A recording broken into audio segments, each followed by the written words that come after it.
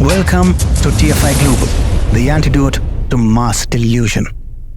As Western nations rally behind sanctions on Russia and arms support for Ukraine, a strikingly different approach emerged across Latin America. This divergence finds roots in the region's history, scarred by past American interventions in nations like Cuba and Mexico. Latin America isn't just a bystander.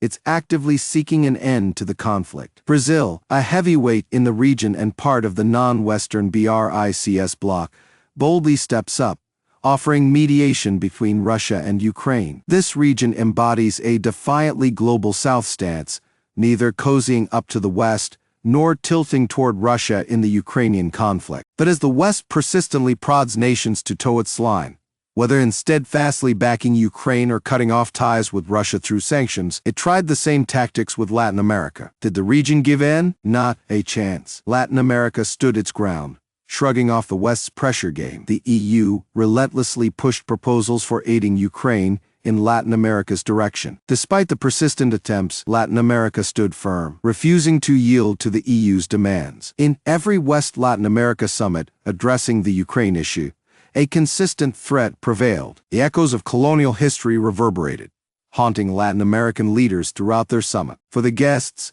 the weight of 4 centuries under European colonial rule, economic exploitation, and slavery loomed large. Meanwhile, for the hosts, the immediacy of Russia's war on Ukraine took center stage. Such starkly different perspectives made it challenging for both sides to find common ground during the summits, especially in crafting a unified statement condemning Russia's aggressive actions. This persistent divergence has consistently frustrated the West, as EU leaders faced an uphill battle in persuading the Community of Latin American and Caribbean States, a CELAC, just as they did this time around. In a recent twist, leaders from 33 nations of the Community of Latin American and Caribbean States, CELAC, are gearing up for a summit in Brussels on July 17 to 18, meeting their EU counterparts. The EU's proposed summit declaration stirred the pot by including hefty paragraphs in support of Ukraine, raising the hackles of Latin American countries. And guess what? Once again, the region poured cold water on the West's aspirations. These nations fired back with a robust 21-page counterproposal to the EU's draft text, completely scrubbing any mention of Ukraine,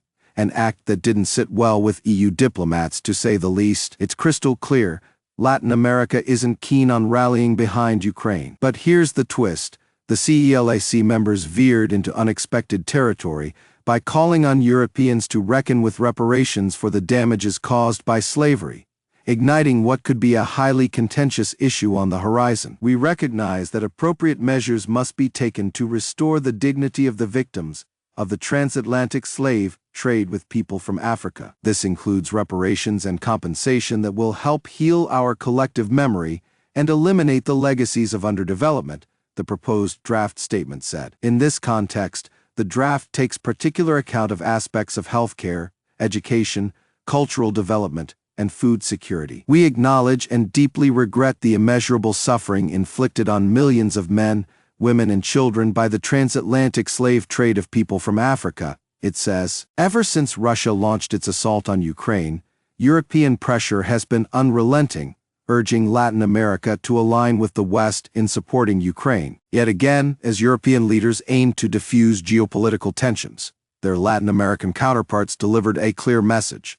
Today's relations are inseparable from addressing historical injustices, particularly as the EU eyes the resource-rich region to drive its green transition. For many in Latin America, much like their global South counterparts, the Ukraine conflict evokes memories of a looming new Cold War. The region's history bears scars from the Cold War era, marked by numerous U.S.-backed right-wing coups. Socialist governments aligned with the Soviet-led communist bloc faced outright rejection from Washington. For Latin American nations, alliances like BRICS hold greater appeal. Argentina recently joined BRICS as part of an expansion strategy alongside Saudi Arabia and the UAE. Latin America has consistently viewed Russia as much more important. Therefore, the EU's attempt to sway the region is akin to supporting the wrong contender. Asking Latin America to pick sides won't fly. It's a region that won't easily forget the atrocities inflicted upon it by the West. The EU's expectation for Latin America to align against Russia may not align with the region's historical ties and perceived significance. Latin America's stance hints at a deep-rooted skepticism and a strong reluctance to heed the EU's call.